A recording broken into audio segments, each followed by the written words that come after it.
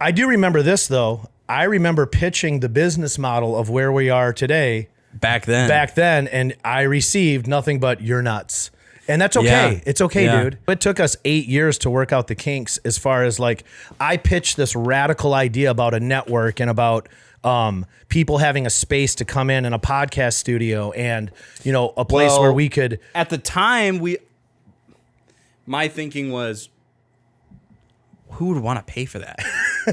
And my thinking was everybody. Yeah, everybody does. And now everybody's making podcasts. Yeah. Which is crazy. And you had thought of this idea before it was becoming a thing. Can I be honest with you? Yeah. I thought to myself back then, I'm not an idiot. I'm not. But if somebody like me wants to make a podcast, there's got to be at least 50 million people that want to make a podcast. 50. I know. And that sounds crazy, but it's true. There's a lot of people out there that want to do this, but they don't know how. They may not be communicators, but they may have a product. They may have something that they want to get in front of a camera. They may want to demonstrate something, do a seminar, shows, anything. I've talked to artists that want to just paint in front of a camera and have a podcast. Paint in front of a camera. That would be huge. People do it. They do it all the time. They don't even talk. They just paint. They do woodworking. Yes. Do pottery. They do all this stuff. And they live stream it or film it and they just post it. Yeah. Yeah, dude. And I'm telling you right now, what we have launched, what God has started, we have been shakily, if that's a word, obedient. Well, we have wavered along the way, but we've said it multiple times that we don't even fully know or believe what's happening. If that makes sense. You have to have faith. Because if we try to control it and make these things happen, it's not going to happen the way it needs to happen. Right. And I think that's been a theme through all the content we've ever made together.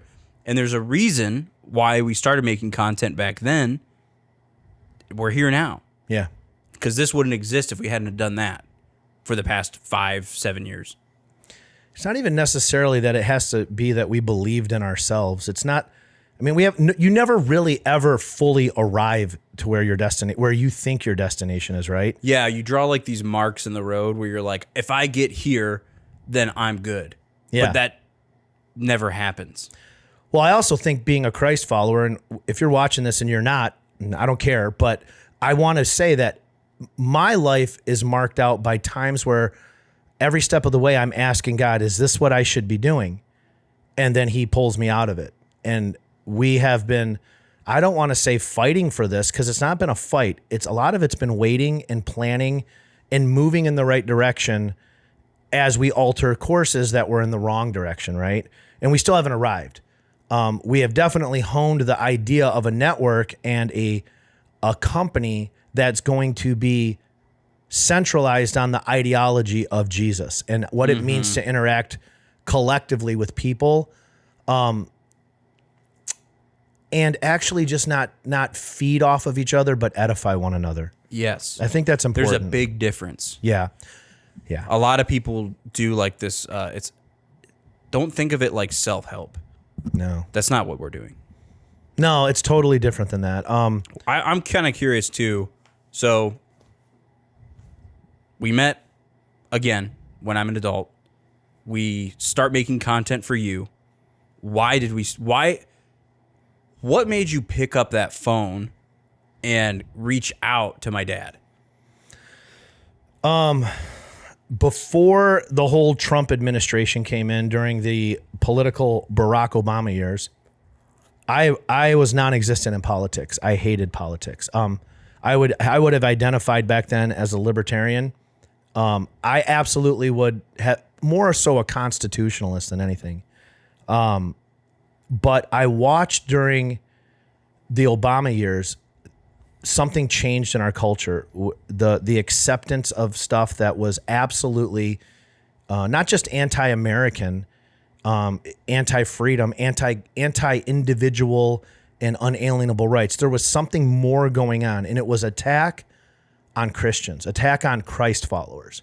I mean, it was a blatant attack on Christ followers, to the destruction of the ideas of marriage, to we have watched the decline of marriage. We have watched the decline of childbirth. The real statistics here is since Barack took office and where we are now, we are having less babies. There are less families. There are less husbands and wives. You're looking at the destruction of the nuclear family. Yes, and that was the biblical family. Yep, 100%. And I seen every missile coming towards it. And this was right at the beginning of a huge push towards the transgender movement, which is wrong. It's wrong. Yes, and I'm not going to mince words. It's insane. It is insane. It's a mental illness. Yeah, 100%. And so this is like this. We've been battling this now since Barack through Biden, this crazy 4 years. But this is not a political conversation. This is a realistic conversation of where we're at, right? It's affected our business. It's affected our livelihoods. Look at our where we're at as a culture right now. People want to blame it on COVID or the pandemic. No, our culture is being pushed, cold, if you will, pushed into a pen of super inflation, super spending, which has been happening for a long time, to break us down, to get us reliant on a system. On the government's yes. nipple. And right? then so dude, like seriously. It is. I don't care what we're being bottle fed by the government. Yeah, and then when I jumped into social media, I immediately started getting banned. And I even back then, your dad was really critical. He's like, "Hey, your content is way over the top for me. Like I don't make content like you're doing. I'm kind of offensive, right?" But I was going for the jugular. So back then, well, that was when they had all these. And it's honestly, on some platforms, it's getting better. Yes, but for a long time there, it was brutal. Right, and you didn't hold anything back. No, dude. There's some videos that I made. I couldn't. Dude, they wouldn't even be. Well, I had conversations. We would sit there and we'd film a video, and I'd just be like, "Jim, we can't, we can't post this." I use the analogy of this is something you can send in a group chat with a bunch of buddies. Not anymore. But not to the world. Well, and it's not even offensive. It was like the anti-idea that I'm going to get followers, but not out of shock value, but out of, I'm not looking for that like button. I don't care if you like this. I'm the opposite of that. Like I'm actually here to offend and come against the insanity. Who's with me? And you know what I found out? And that's my whole life. Who's with me? Not a lot of people have been with me. I'm telling you, man. Hey, if you enjoyed the content that you listened to in that clip of this full episode, be sure to go in the description below and check out the PHOS Network where you can watch the full thing. If you don't want to pay for the full access, it's all on audio for free. Anywhere you listen to your podcast, just go check it out there if you want. But I really urge you guys to go check out the PHOS Network and what we have to offer over there. It's got a bunch of exclusive content, and it's also got learning modules and courses to help you build your business through content. So check it out, and thanks for watching, guys.